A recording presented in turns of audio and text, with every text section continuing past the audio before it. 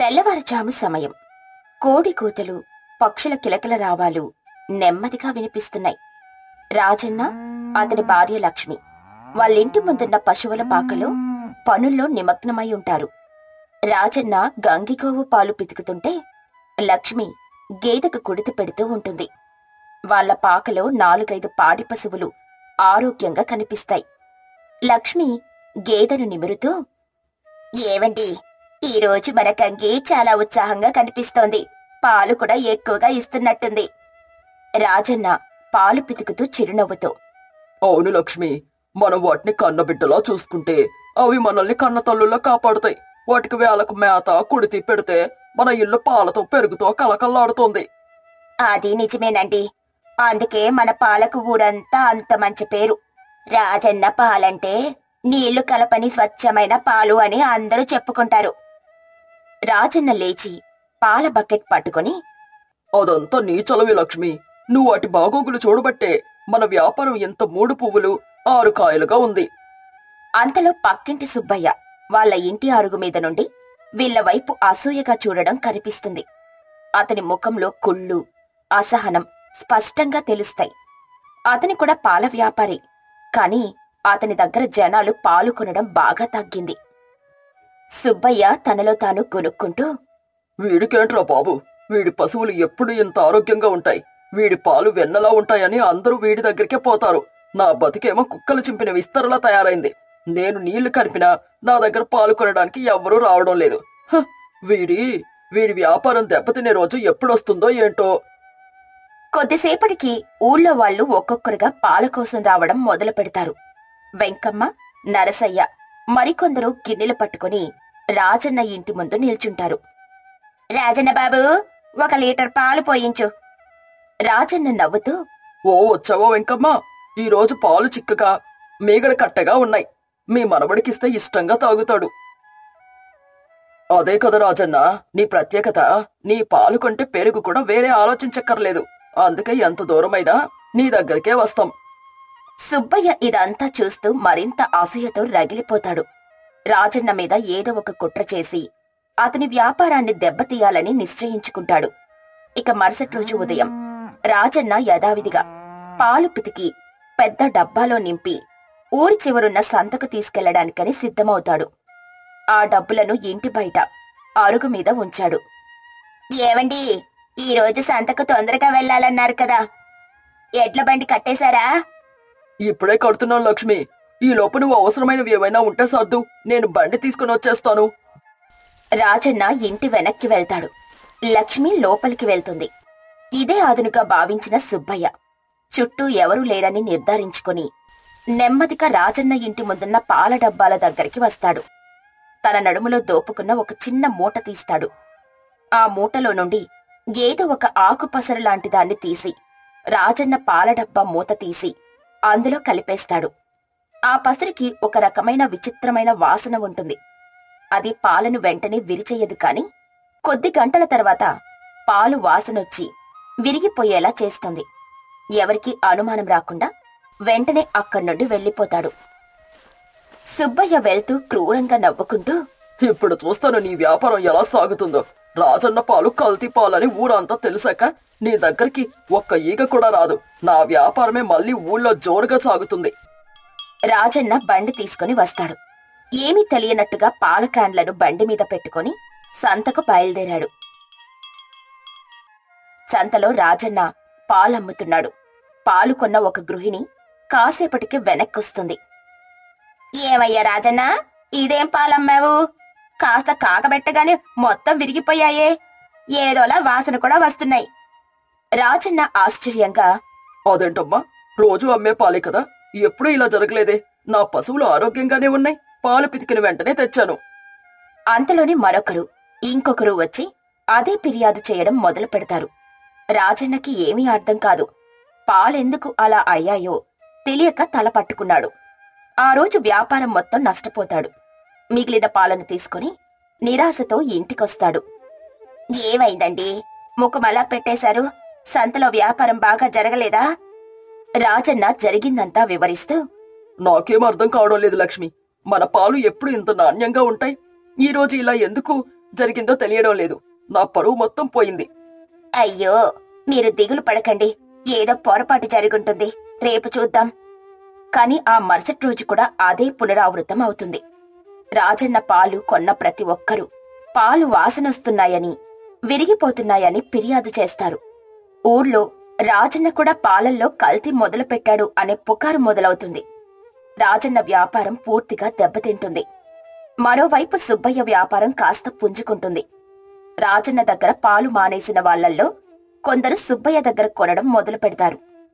అప్పుడు సుబ్బయ్య రాజన్నను చూసి ఎగతాళిగా నవ్వుతూ, ఏంటన్నా, వ్యాపారం డల్లుగా ఉందంటగా? మంచివాడికి కాలం కలిసిరాదంటారు. అయినా పర్వాలేదులే, ఏదో ఒకటి చేసుకుని బతకాలి కదా. రాజన్న మౌనంగా తలదించుకుని వెళ్లిపోతాడు. అతని గుండెల్లో చెప్పలేని ఆవేదన. తన నిజాయితీని ఎలా నిరూపించుకోవాలో తెలియక మదన పడుతున్నాడు. ఒకరోజు రాత్రి రాజన్న, లక్ష్మి ఇంట్లో కూర్చుని ఈ సమస్య గురించే ఆలోచిస్తూ ఉంటారు. లక్ష్మి, మనం ఈ ఊరు వదిలి వెళ్ళిపోదామా? నా వల్ల కావడం లేదు. చెయ్యని తప్పుకు ఇంత నింద పడాల్సిన వస్తుందని కలలో కూడా అనుకోలేదు. లక్ష్మి ధైర్యం చెబుతూ, అలా అనకండి. మనం నిజాయితీగా ఉన్నప్పుడు భయపడాల్సిన అవసరమే లేదు. ఇందులో ఏదో కుట్రుంది. మనం దాన్ని బయట పెట్టాలి. ఒక్క నిమిషం ఆలోచించండి. ఈ సమస్య ఎప్పటినుండి మొదలైంది? మనం పాలు పితికిన తర్వాత సంతకు తీసుకెళ్లే ముందు మధ్యలో ఏదో జరుగుతుంది. ఏం జరగడం లేదు. నేను పాలను పితికి డబ్బాలో పోసి అరుగు మీద పెడుతున్నాను. బండి కట్టుకుని వచ్చి తీసుకుని వెళ్తున్నాను. లక్ష్మి ఆలోచనలో పడింది. ఆ అరుగు మీద పెట్టిన కొద్దిసేపు ఆ సమయంలో ఏమైనా... లక్ష్మికి హఠాత్తుగా ఒక ఆలోచనొస్తుంది. గత కొద్ది రోజులుగా సుబ్బయ్య ప్రవర్తనలో వచ్చిన మార్పు, వాళ్ళ ఇంటి చుట్టూ అనుమానాస్పదంగా తిరగడం ఆమె గమనిస్తూనే ఉంది. నాకెందుకో సుబ్బయ్య మీద అనుమానంగా ఉందండి.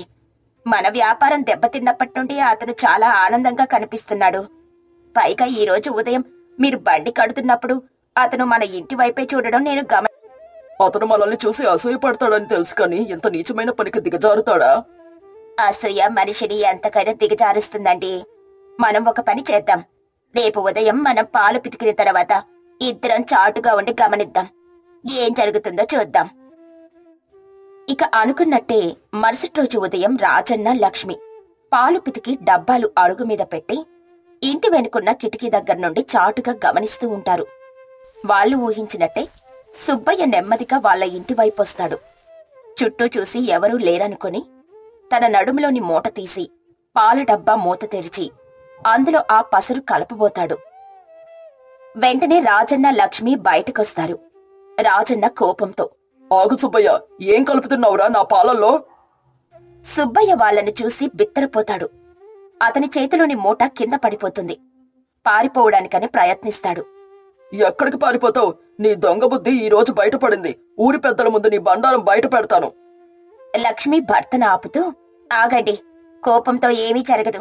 వీణ్ణి ఇప్పుడు కొట్టినా నన్ను అన్యాయంగా కొట్టారని సానుభూతి సంపాదించుకుంటాడు. వీడి దొంగతనాన్ని తెలివిగా బయట పెట్టాలి. ఆ రోజు ఉదయం ఊరి పంచాయతీ దగ్గర జనం గుమిగూడారు. రాజన్న పిలుపు మేరకు గ్రామ పెద్ద రామయ్య, మిగతా పెద్దలు కూడా అక్కడికి చేరుకున్నారు. ఏంటి రాజన్న, ఇంత ఉదయాన్నే అందరిని పిలిచావు? ఏంటి విషయం? రాజన్న జరిగిందంతా వివరిస్తాడు. సుబ్బయ్య దొంగచాటుగా పాలల్లో ఏదో కలుపుతున్నాడని చెబుతాడు. సుబ్బయ్య ఏడుపు నటిస్తూ, అయ్యో, ఎంత మాట అన్నావు రాజన్న. నా మీద నీకెందుకంత పగ? నీ వ్యాపారం దెబ్బతింటే నేనేదో చేశానని నా మీద నింద వేస్తావా? ఇది అన్యాయం పెద్దలారా. నరసయ్య, అవును రాజన్న, ఆధారాలు లేకుండా ఎవరి మీద నింద వేయకూడదు. నువ్వు చూశానంటున్నావు, అతను లేదంటున్నాడు. నిజమేంటో ఎలా తెలుస్తుంది? అప్పుడు లక్ష్మి ముందుకొస్తుంది. పెద్దలారా, మా దగ్గర ఆధారం ఉంది. సుబ్బయ్య మా పాలల్లో కలిపేది ఈ ఆకుపసరే అంటూ సుబ్బయ్య కింద పడేసిన మూటను చూపిస్తుంది. దీనివల్లే మా పాలు విరిగిపోతున్నాయి. అది నాది కాదు, కావాలని నన్ను ఇరికించడానికి వీళ్ళే ఇదంతా చేస్తున్నారు. లక్ష్మి చిరునవ్వుతో, అయితే ఇంకో ఆధారం కూడా ఉంది. నిన్న రాత్రి మా ఇంటి దగ్గర దొంగచాటుగా తిరుగుతున్నప్పుడు సుబ్బయ్య భుజం మీదున్న ఈ అంగవస్త్రం మా ఇంటి గోడకున్న మేకుకు తగిలి చిరిగింది. ఆ చిరిగిన ముక్క ఇదిగో అంటూ ఒక చిన్న గుడ్డ ముక్కను చూపిస్తుంది. ఇప్పుడు సుబ్బయ్య భుజం మీదున్న అంగవస్త్రాన్ని చూడండి. ఈ ముక్క సరిగ్గా దానికి సరిపోతుంది. అందరూ సుబ్బయ్య వైపు చూస్తారు. అతను తన అంగవస్త్రాన్ని కంగారులో దాచుకోవడానికని ప్రయత్నిస్తాడు. గ్రామ పెద్ద రామయ్య అతని దగ్గరికెళ్లి ఆ అంగవస్త్రాన్ని చూస్తాడు. లక్ష్మి చూపించిన ముక్క అతని అంగవస్త్రంలోని చిరిగిన భాగానికి సరిగ్గా సరిపోతుంది. రామయ్య గంభీరంగా, సుబ్బయ్య, నిజమొప్పుకో, నీ దొంగతనం ఆధారాలతో సహా బయటపడింది. ఇంకా అబద్ధాలాడితే ఊరి నుండి వెలివేయాల్సి వస్తుంది. సుబ్బయ్య తలదించుకొని తన తప్పును ఒప్పుకుంటాడు. అసూయతోనే ఇదంతా చేశానని, రాజన్న వ్యాపారాన్ని దెబ్బతీయడానికి ఈ కుట్ర పన్నానని అందరి ముందు చెబుతాడు. గ్రామస్తులందరూ సుబ్బయ్యను చీకొడతారు. రాజయ్య నిజాయితీని మెచ్చుకుంటారు. చూసారా, నిజాయితీకి ఎప్పుడూ ఓటముండదు. రాజన్న తన మంచితనంతో, అతని భార్య తన తెలివితో ఈ కుట్రను ఛేదించారు. సుబ్బయ్య లాంటి వాళ్ళు అసూయతో ఇతరులకు కీడు చేయాలని చూస్తే చివరికి వాళ్లే నష్టపోతారు. సుబ్బయ్య అందరి ముందు రాజన్న కాళ్ల మీద పడి క్షమించమని వేడుకుంటాడు. రాజన్న పెద్ద మనసుతో అతన్ని క్షమిస్తాడు. అసూయతో సాధించేది ఏమీ లేదు సుబ్బయ్య. కష్టపడి పనిచేస్తే భగవంతుడు మనకు కూడా మంచి దారి చూపిస్తాడు. ఆ రోజుటి నుండి రాజన్న వ్యాపారం మళ్లీ పుంజుకుంటుంది. ఊరి ప్రజలకు అతని మీద నమ్మకం రెట్టింపవుతుంది. సుబ్బయ్య తన తప్పు తెలుసుకుని బుద్ధిగా వ్యాపారం చేసుకోవడం మొదలు పెడతాడు. ఈ కథలోని నీతేంటంటే, అసూయ కుట్రలతో తాత్కాలికంగా పైచేయి సాధించొచ్చునేమో కాని నిజాయితీ, ధర్మం మాత్రమే శాశ్వతమైన విజయాన్ని అందిస్తాయి. హరినాథపురం అనే ఒక ఊరిలో శంకరయ్య అనే ఒక వంటవాడుండేవాడు. శంకరయ్య అదే ఊర్లో ఉంటున్న విశ్వేశ్వరయ్య ఇంటిలో వంటవాడిగా పనిచేసేవాడు. శంకరయ్య చేసే వంటలంటే విశ్వేశ్వరయ్యకు మహా ఇష్టం. ఎన్నో ఏళ్ల నుండి శంకరయ్య విశ్వేశ్వరయ్య ఇంటిలోనే వంటవాడిగా పనిచేస్తున్నాడు. ఏ వంటకం చేసినా రుచి కోసం ముందుగా విశ్వేశ్వరయ్య దగ్గరికి పరిగెత్తుకుని వెళ్లి రుచి చూడమని చెప్తాడు. విశ్వేశ్వరయ్య బాగుందంటేనే శంకరయ్య ప్రశాంతంగా ఉంటాడు. విశ్వేశ్వరయ్య శంకరయ్యను ఇంటిలో మనిషిలాగానే చూసుకునేవాడు. ఒకరోజు ఊరు వెళ్లిన విశ్వేశ్వరయ్య ఇంటికొచ్చి ఇలా అంటాడు. శంకరయ్య, వస్తున్నానయ్యా. అయ్యా, ఊరు నుండి వచ్చేసారా? ఉండండి, చల్లటి మజ్జిగ తీసుకొని వస్తాను. ఇప్పుడు మజ్జిగ వద్దు శంకరయ్య, వేడివేడికి భోజనం సిద్ధం చెయ్యి. ఈ 2 రోజులు వ్యాపారం పని మీద ఊరెళ్ళి చప్పటి మెతుకులు తిన్నాను. ఆ ఉప్పు లేని, కారం లేని వంటలు నేను అస్సలు తినలేకపోయాను. కానీ ఆకలి బాధ తట్టుకోలేక ఏదో తిన్నాననుకో. ఇప్పుడు నీ చేత్తో చేసిన ఏ వంట అయినా సరే త్వరగా వడ్డించు. అసలే ఆకలి మీద ఉన్నాను. అలాగేనయ్యా, ఇప్పుడే వడ్డించేస్తాను అని శంకరయ్య విశ్వేశ్వరయ్యకు భోజనం పెడతాడు. విశ్వేశ్వరయ్య లొట్టలేసుకుంటూ మహా అద్భుతమని అనుకుంటూ భోజనాన్ని పూర్తి చేసి విశ్రాంతి తీసుకుంటాడు. శంకరయ్య ఏం వండినా విశ్వేశ్వరయ్యకు అమృతంగానే అనిపిస్తుంది. శంకరయ్యకు తన యజమాని అయిన విశ్వేశ్వరయ్య అంటే చాలా అభిమానం. శంకరయ్య, నేనలా బయటికి వెళ్ళొస్తాను. అలాగేనయ్యా. అయ్యా, అన్నట్టు మర్చిపోయాను. పండుగ దగ్గరకు వస్తుంది కదయ్యా. మీరొక ఉత్తరం మీ పిల్లలకు రాస్తే వాళ్ళు పండగొస్తారు కదయ్యా. వాళ్ళ నా మాట కాదనలేక వస్తారు శంకరయ్య. కానీ ఏం ప్రయోజనం? వాళ్ళిక్కడ 2 రోజులు కూడా ఉండడానికి ఇష్టపడరు. ఇక్కడే పుట్టి పెరిగినప్పటికీ పట్నం వెళ్ళిన తర్వాత వాళ్ళ అభిరుచులు చాలా మారిపోయాయి. ఇప్పుడు వాళ్ళు ఈ పల్లెటూరులో ఉండడానికి పెద్దగా ఆసక్తి చూపకపోగా వచ్చిన కానుంచి ఇబ్బంది పడుతూ ఉంటారు. అలా అని సంవత్సరానికి ఒకసారైనా మీరు పిల్లల్ని చూడకుండా ఎలా ఉంటారయ్యా? ఈసారి పట్నంలో వాళ్ళకి ఎలాంటి సౌకర్యాలు దొరుకుతాయో మనం అలాంటి సౌకర్యాలే వాళ్ళకి కల్పిద్దాం. ఇంకా మీరేమనకుండా ఒక ఉత్తరం వాళ్ళకి రాయండి. వాళ్ళు పిల్లలతో సహా వచ్చి 4 రోజులు సరదాగా పండక్కి గడిపి వెళ్తారు. సరే శంకరయ్య, వాళ్ళకి ఉత్తరం రాస్తాను. నాకు కూడా వాళ్ళందరినీ ఒక మారు చూడాలని అనిపిస్తుంది అని విశ్వేశ్వరయ్య పండక్కి రమ్మని తన కొడుకులిద్దరికీ ఉత్తరం రాస్తాడు. పండగ రానే వచ్చింది. విశ్వేశ్వరయ్య కొడుకులు భార్యా పిల్లలతో సహా విశ్వేశ్వరయ్య ఉంటున్న పల్లెటూరికి వస్తారు. బాగున్నారా నాన్నగారు? నాన్నగారు, మీ ఆరోగ్యం బాగుందా? నేను నా ఆరోగ్యం చాలా బాగున్నా. కోడళ్లు కూడా విశ్వేశ్వరయ్యను కుశల ప్రశ్నలు అడుగుతారు. విశ్వేశ్వరయ్య నవ్వుతో సమాధానం చెప్తాడు. ఇంతలో అక్కడికి ఒక వ్యక్తి వస్తాడు. ఎవరి వ్యక్తి? ఇతను పట్నంలో మా వంటవాడు నాన్న. ఇతడు పట్నంలో దొరికే అన్ని రకాల వంటలు చేయగలడు. ఇతని వంటలంటే పిల్లలకు మహా ఇష్టం అనుకో. ఇక్కడ కూడా మనందరికీ వంటలు చేస్తాడని తీసుకుని వచ్చాను. అదేంట్రా, ఇక్కడ వంటలు చేయడానికి మన శంకరయ్య ఉన్నాడు కదా?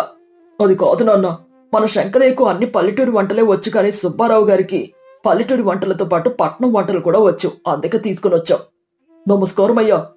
నమస్కారం. శంకరయ్య, ఇతడు కొత్తగా వచ్చిన పనివాడు, వంటవాడు. ఇతనికి వండడానికి ఒక గది చూపించు. ఇంకా వంటగదిలో ఏది ఎక్కడుంటుందో అతనికి వివరించు. అలాగేనయ్యా అని సుబ్బారావుని తన వెంట తీసుకుని వెళ్తాడు శంకరయ్య. అయ్యగారు, ఈరోజు వంట ఏం చేయమంటారు? నీకు ఎవరికి ఏది ఇష్టమో తెలుసు కదా శంకరయ్య. అందరికీ ఇష్టమైన వంటలన్నీ చెయ్యి. శంకరయ్య, నువ్వేం చెయ్యొద్దు. ఈరోజు సుబ్బారావు అన్ని వంటలు చేస్తాడు. అది కాదురా, మన శంకరయ్య మహా అద్భుతంగా వంటలు చేస్తాడు కదా, శంకరయ్యనే వంట చేయమని. అది కాదు నాన్న, ఎప్పుడూ శంకరయ్య వంటలు చేస్తాడు కదా, ఈరోజు సుబ్బారావుని వంటలు చేయనివ్వండి. సుబ్బారావు కూడా చాలా బాగా వండుతాడు. సుబ్బారావు, ఈరోజు వంటలన్నీ నువ్వే చెయ్యి అని అంటాడు సురేష్. దాంతో శంకరయ్య మనసు కొంచెం బాధపడుతుంది. మౌనంగా అక్కడి నుండి వెళ్ళిపోతాడు. కొంతసేపు తర్వాత శంకరయ్య దగ్గరికి సురేష్ వెళ్తాడు. ఏమిటి సురేష్ బాబు, ఇలా వచ్చావు? ఏమైనా కావాలా? నాకేం వద్దు శంకరయ్య. నేను నాన్నగారిని మాతో పాటు పట్నం తీసుకుని వెళ్ళిపోవాలని అనుకుంటున్నాను. ఏంటయ్యా మీరంటున్నది? అయ్యగారిని ఇక్కడి నుండి తీసుకుని వెళ్ళిపోతారా? అయ్యగారికి ఈ ఊరంటే చాలా ఇష్టం. ఈ ఊరు వదిలి ఆయన ఎక్కడికి లారేలయ్యా. ఆ విషయం నాకు తెలుసు శంకరయ్య. నాన్నగారికి ఊరన్నా, ఇక్కడ వాళ్ళన్నా, ముఖ్యంగా నువ్వన్నా ఎంత అభిమానమోనని. కానీ నాన్న ఒక్కరే ఎన్ని రోజులని మాకు దూరంగా ఇక్కడుంటారు? మేమందరం పట్టణంలో స్థిరపడ్డాం. మేమందరం ఇక్కడికి రావడం ఎంత కష్టమో నువ్వే చెప్పు. అందుకే నాన్నగారిని మేము అక్కడికి తీసుకుని వెళ్ళిపోవాలని ఆలోచిస్తున్నాం. అందుకే నాన్నగారికి పట్నం వాతావరణం, అక్కడ ఆహారపు అలవాటు అవడానికి సుబ్బారావుని ఇక్కడికి పిలిపించాం. నువ్వింకోలా అనుకోకు. నాన్నగారిని ఇక్కడి నుండి తీసుకెళ్లిన తర్వాత నీకు పని పోయింది అని బాధపడకు. నీకు కావాలంటే కొంచెం డబ్బులు నేనే ఇస్తాను. దాంతో ఒక చిన్న వ్యాపారం ఏదైనా పెట్టుకో, లేకపోతే ఇంకొక దగ్గర పని చూసుకో అని చెప్పి అక్కడి నుండి వెళ్ళిపోతాడు. సురేష్, విశ్వేశ్వరయ్య అక్కడి నుండి వెళ్ళిపోతారు అన్న మాటలే శంకరయ్యకు చాలా కష్టంగా అనిపిస్తుంది. మనసంతా బాధతో నిండిపోయింది. అప్పుడు తన మనసులో ఇలా అనుకుంటాడు శంకరయ్య. సురేష్ బాబు ఆలోచన చాలా మంచిదే. ఈ వయసులో అయ్యగారు తన కుటుంబ సభ్యులతో ఉండడం ఎంతో మంచి విషయం. కానీ అయ్యగారు ఈ ఊరిని, ఇక్కడ పరిసరాలని వదిలి వెళ్లలేరు. అంతగా అయ్యగారికి ఈ ఊరితోనే, నాతోనే విడదీయరాని బంధం ఏర్పడింది. అయ్యగారు నన్ను ఇంట్లో మనిషిలాగానే చూసుకుంటారు. ఏ దిక్కు లేని నన్ను అయ్యగారు ఆదరించి నాకు పని ఇచ్చి భోజనం పెట్టారు. ఇప్పుడు అయ్యగారి పట్ల నేను విధేయత చూపించవలసిన సమయం వచ్చింది. నేను అయ్యగారిని ఇక్కడి నుండి తమ పిల్లలతో ఎలా వెళ్లాలో చేయాలో, అందుకోసం నేను ఏదో ఒకటి చెయ్యాలి. నాదేముంది, ఎలా ఒకలా బతికేస్తాను. ఈ వయసులో మనవడు మనవరాలతో ఆనందంగా గడపడం కంటే కావాల్సింది ఏముంటుంది? అందుకే అయ్యగారికి ఇప్పటి నుండి దూరంగా ఉండాలి. నేను వండలేనిదే అయ్యగారు ఏమీ తినరు. ఇక్కడ నుండి ఏ అలవాటు మానిపించాలి. మరలా అక్కడికి వెళ్తే ఇబ్బంది అవుతుంది అని తన మనసులో అనుకుంటాడు శంకరయ్య. సుబ్బారావు ఆ రోజు వంటలన్నీ చేస్తాడు. కాని విశ్వేశ్వరయ్యకు అవస్సలు నచ్చవు. అలా 2 రోజులు చాలా కష్టపడి ఆ సుబ్బారావు చేతి వంట తినలేకపోతాడు విశ్వేశ్వరయ్య. శంకరయ్య ఒకరోజు అందరూ ఉంటూ ఉండగా విశ్వేశ్వరయ్య దగ్గరికొచ్చి ఇలా అంటాడు. అయ్యగారు, మీతో మాట్లాడాలి. ఏంటది శంకరయ్య? అయ్యగారు, నేను మీ వద్ద పని మానేద్దాం అనుకుంటున్నాను. నాకు ఇంకొక దగ్గర ఎక్కువ జీతం వచ్చే పని కుదిరింది.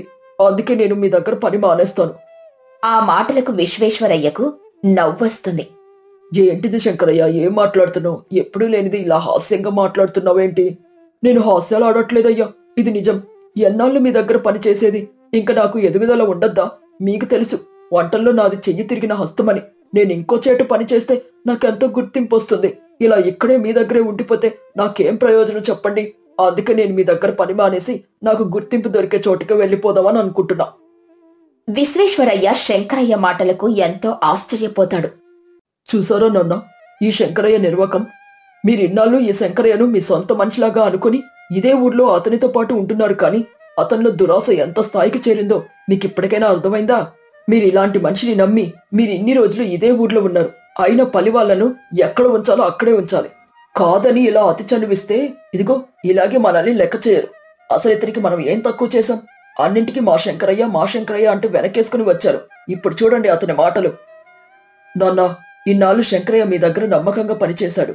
ఇప్పుడు శంకరయ్య మీ దగ్గర పని చెయ్యనని అంటున్నాడు. ఇంకా ఇదే ఊర్లో ఉంటూ మీరేం చేస్తారు? నాన్న, మాతో పాటు పట్నం వచ్చేయండి. అక్కడ అందరం కలిసి సంతోషంగా ఉండొచ్చు. అన్నయ్య, నేను మిమ్మల్ని పట్నం ఎప్పటి నుండో రమ్మని చెబుతున్నాం. కానీ మీరు ఎన్ని రోజులు ఈ ఊరు వదిలి రాలేదు. అడిగితే ఇక్కడ శంకరయ్య ఉన్నాడు కదా, నన్ను చూసుకుంటాడులే అని అనేవారు. కానీ ఇప్పుడు ఆ శంకరయ్య పని మానేస్తున్నాడు కదా, ఇంకా ఇక్కడ మీరేం చేస్తారు?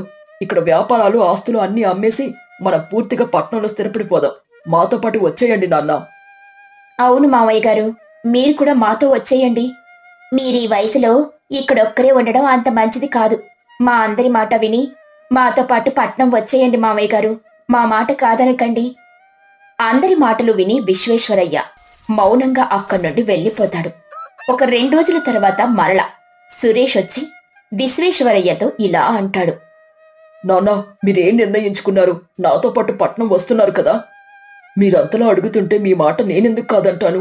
మీతో పాటు నేను కూడా వచ్చేస్తాను అని అంటాడు. ఆ మాటలకు అందరూ సంతోషిస్తారు.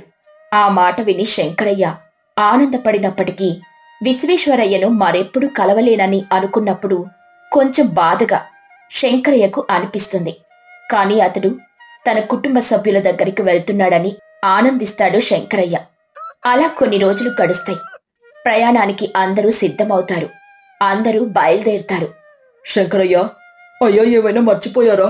బండిలో ఏమైనా పెట్టమంటారా? నేనేమీ మర్చిపోలేదు, కానీ వచ్చి నువ్వు కూడా బండెక్కు. నీ సామాన్లన్నీ ఎప్పుడో బండి మీద పెట్టాం. నువ్వు కూడా మాతో పాటు వచ్చేస్తున్నావు. ఏంటయ్యా మీరు అంటుంది? నాకేం అర్థం కావడం లేదు. నేను కూడా మీతో రావడం ఏమిటి? అవును శంకరయ్య, నువ్వు కూడా మాతో వస్తున్నావు. ఆ మాటలకు ఆశ్చర్యపోతాడు శంకరయ్య. ఏమిటి శంకరయ్య, నా దగ్గరే దురాసపరుడిగా నటించి నన్ను నా పిల్లలతో పంపిద్దామని అనుకుంటున్నావా? నువ్వు కేవలం వంటవాడివే కాదు, నీతో నాకు మంచి స్నేహబంధం ఉంది శంకరయ్య. నీ గురించి నాకు పూర్తిగా తెలుసు. నువ్వెలాంటి వాడువో ఆ మాత్రం నాకు తెలియదనుకుంటున్నావా? నువ్వు కేవలం నేను నా వాళ్ళతో వెళ్ళడానికి నాకు అబద్ధం చెప్పావని నాకు తెలుసు. నీకంటూ ఎవరూ లేరు. మరి నేను వెళ్ళిపోతే నువ్వు ఒక్కడివే ఏం చేస్తావు? ఎక్కడికి వెళ్తావు? అయినా అలా నిన్ను ఎలా పోనిస్తాను? అందుకే పట్నంలో మాతో పాటు నువ్వు కూడా మాతోనే ఉంటావు. మా ఇంట్లో ఒక్కరిగానే ఉంటావు. అవును శంకరయ్య, మేమందరం నిన్ను తప్పుగా అర్థం చేసుకున్నాం, కానీ నాన్న నీ గురించి మొత్తం చెబుతున్నప్పుడే నాకు నువ్వేంటో అర్థమైంది. నువ్వు కూడా మాతోనే పట్నం వస్తున్నావు. వాళ్ళ మాటలు విని శంకరయ్య కన్నులు చెమ్మగిల్లుతాయి. ఎవరూ లేని తనకు ఇంతమంది ఆత్మీయులు దొరికినందుకు ఎంతో ఆనందపడతాడు. వాళ్లతో కలిసి వెళ్ళిపోతాడు శంకరయ్య.